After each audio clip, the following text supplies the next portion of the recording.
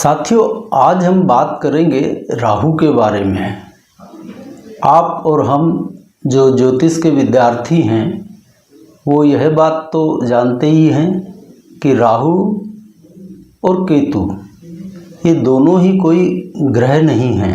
मतलब अन्य ग्रहों की तरह हम टेलीस्कोप से राहु और केतु को नहीं देख सकते। राहु और केतु ये दोनों मिलकर हमारे 360 डिग्री का जो ऑर्बिट है इसको दो भागों में बांट देते हैं।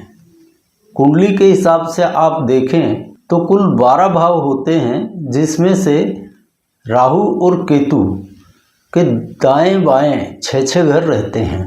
और तथाकथित रूप से जो कालसर्प दोष लगाया जाता है वह भी इन दोनों के मध्य, यानी किसी भी दाएं या बाएं 180 डिग्री के अंदर सारे ग्रह बैठे हों तो उसको तथाकथित रूप से कालसर्प दोष बता दिया जाता है। और कुंडली में हमेशा ही राहु केतु दोनों आमने सामने रहते हैं इसी वजह से। अब राहु को विद्वानों ने चांडाल, पापग्रह, तमोगुणी, नपुंसक, धोखा यानी धोखा देने वाला, दुर्घटना, चोरी, चर्म रोग और नाना प्रकार का दुख देने वाला ग्रह बताया है। और कुछ विद्वान तो यहाँ तक कहते हैं कि राहु इतना धोखेबाज ग्रह है कि वह अपनी दशा में कैसा फल देगा इसको प्रिडिक्ट नहीं किया जा सकता। अब उन विद्वानों को क्या कहें, सबकी अपनी अपनी समझ है, सभी विद्वान हैं, पूज्य हैं। पर जहाँ तक हमने पाया है राहु और केतु, आज हम सिर्फ राहु की बात करेंगे, केतु के लिए हम अलग से एक चैप्टर रखेंगे।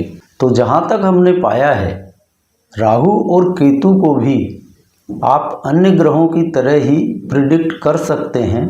और राहु के और अन्य ग्रहों के प्रिडिक्शन यदि आप स्पष्ट तौर पर करना चाहते हैं, सटीकता से करना चाहते हैं, तो भास्कर एस्ट्रोलॉजी क्लासेस का ऐप आप गूगल प्ले स्टोर से डाउनलोड कर सकते हैं। वहाँ पर अभी तो एक बेसिक कोर्स ही लॉन्च किया गया है, लेकिन निकट भविष्य में अन्य कोर्स भी ज्योतिष की सभी विधाओं पर लॉन्च होने वाले हैं।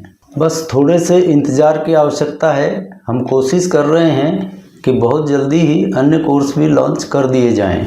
अब देखिए, कुछ लोग राहु और केतु इन दोनों की दृष्टियां भी मानते हैं, और वो भी गुरु के समकक्ष।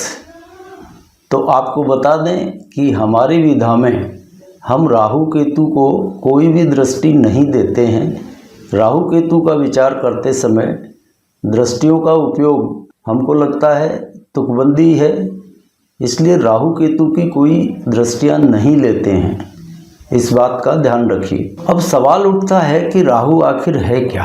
कई लोगों ने इसको सर्प का फन बताया है। तो देखिए, राहु एक विचार है, एक सोच है जिसका नाम राहु है। अब सोच का, विचार का कोई सीमा या दायरा नहीं होता है, यह भी आप जानते हैं। इसलिए आप समझ लीजिए कि ये जितना नीला खुला आसमान आपको दिखता है यही राहु है, और इसीलिए राहु का रंग भी नीला बताया गया है। हमारी सोच का जितना विस्तार हो सकता है, हमारे विचार का जितना फैलाव हो सकता है, वही विचार, वही सोच राहु है। अब राहु जब भी खराब फल देने वाला होगा तो आप मान लीजिए कि उस जातक के विचार खराब हो जाएंगे, उसकी सोच में कुछ ऐसा समझ आएगा कि उसके कारण उस जातक को खराब फल मिलने ही हैं। और जब भी राहु को अच्छे फल देना होंगे तो उस जातक की सोच अपने आप सुधर जाती है। उसकी सोच में कुछ ऐसा पॉजिटिव आ जाता है कि वो उस रास्ते पर चल पड़ता है, और यही राहु का फल देने का तरीका है। यह जातक की सोच को इम्पैक्ट करता है। जैसी भी सोच होगी उसी के अनुसार राहु के फल मिलेंगे। अब देखिए, राहु जब भी फल देता है तो यह सडनली देता है, ऑल ऑफ सडन। आप प्रिडिक्ट नहीं कर सकते कि यह कब फल देगा, कैसे फल देगा। लेकिन एक बात तय है कि इस राहु के नियमों का पालन करते हुए आप कुंडली में जो कुछ भी डिसाइड करेंगे कि यह अच्छे फल देने वाला है या बुरे फल देने वाला है, देगा उसी के अनुरूप। तो ऐसा नहीं है कि राहु को हम प्रिडिक्ट नहीं कर सकते, राहु को आप बिल्कुल प्रिडिक्ट कर सकते हैं, लेकिन उसका फल देने का तरीका अलग है।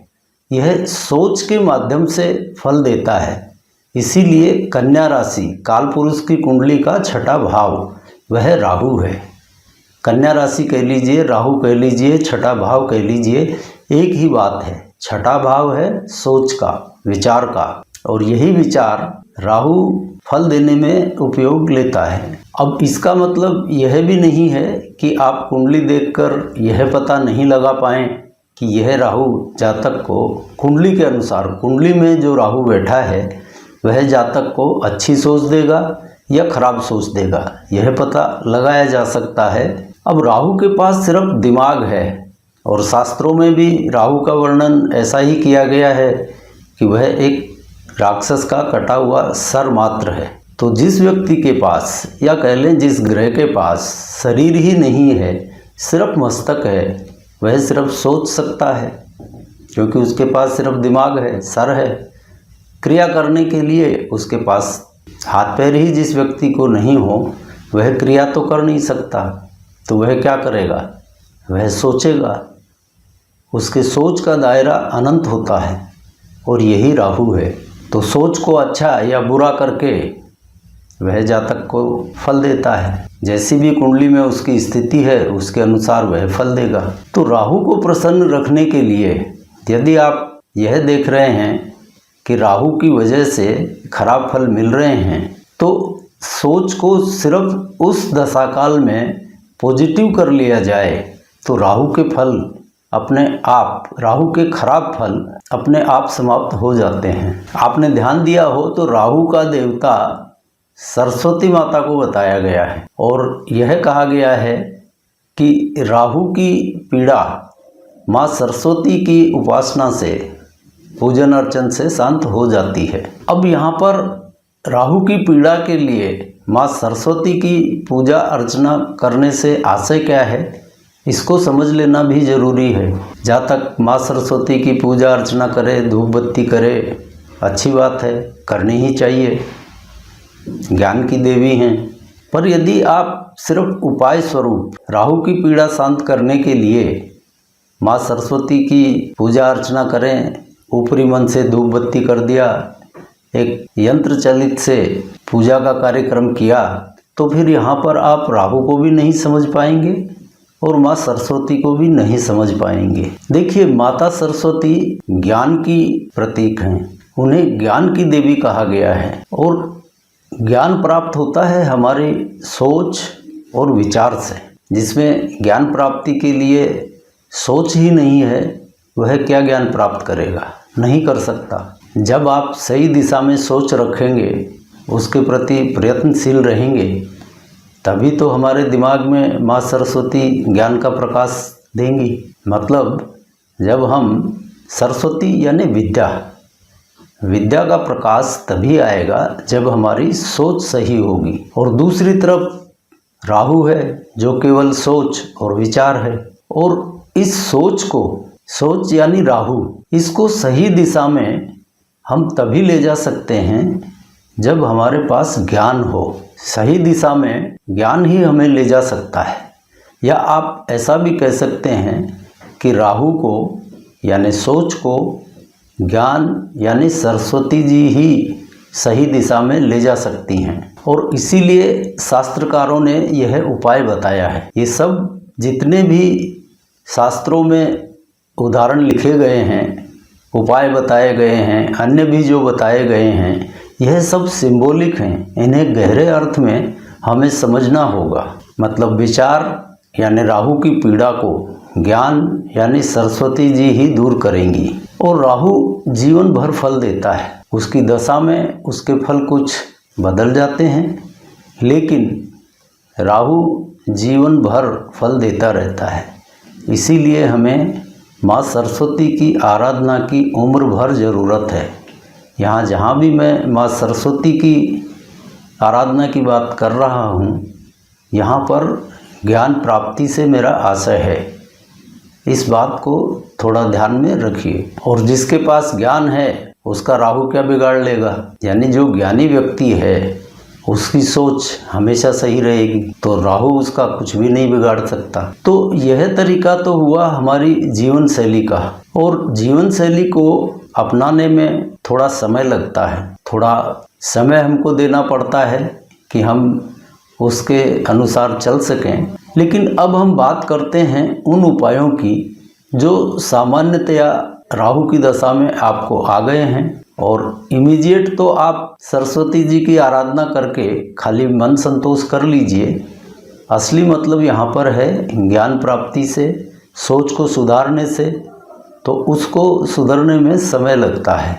तो राहु के दशा काल में आपको कोई कष्टमय परिस्थितियाँ महसूस हो रही हैं तो शरीर पर चांदी धारण करना श्रेष्ठ रहता है, इससे भी आपको आराम मिलेगा। दूसरे, राहु के दशा काल में नारियल का दान करते रहने से भी बहुत आराम मिलता है। अब नारियल का आपको एक उपयोग और बता रहे हैं। यदि आपको धन संबंधी कष्ट है तो शुक्रवार के दिन रात को सोते समय अपने सिरहाने एक नारियल रखें और अगली सुबह यानी शनिवार को उसे किसी सफाई कर्मचारी को दान कर दें। और यदि आपको मानसिक पीड़ा है, यानी धन की स्थिति तो ठीक है, मानसिक पीड़ा बहुत ज़्यादा है, तो यह कार्य आप बुधवार को करें। यानी बुधवार की रात को सिरहाने नारियल रखें और गुरुवार की सुबह वह किसी सफाई कर्मचारी को दे दें। और लगातार 8 सप्ताह आप ये उपाय कर लेते हैं तो निश्चित ही राहु की पीड़ा से आपको आराम मिल जाएगा। तो हमने आज आपसे राहु के बारे में थोड़ी बात की, और ये उपाय यदि आप ज्योतिषी हैं तो किसी भी राहु की दशा से त्रस्त पीड़ित व्यक्ति को आप सुरक्षित रूप से करवा सकते हैं, निश्चित ही फायदा मिलेगा। अब आज के चैप्टर को यहीं विराम देते हैं और अगली बार मिलते हैं राहु के साथ ही लगे हुए केतु के चैप्टर के साथ, क्योंकि केतु को अलग से करना ज़रूरी है। अमूमन राहु केतु एक साथ ही ले लेते हैं, इसलिए केतु हम अगले चैप्टर में करेंगे, क्योंकि केतु राहु से बिल्कुल अपोजिट है। आप देखेंगे कि राहु से अपोजिट केतु है तो उसके फल भी अपोजिट होंगे। राहु के पास सर है और केतु के पास धड़ है। तो अगली बार मिलते हैं हम केतु के चैप्टर के साथ। तब तक के लिए जय जय सिया राम।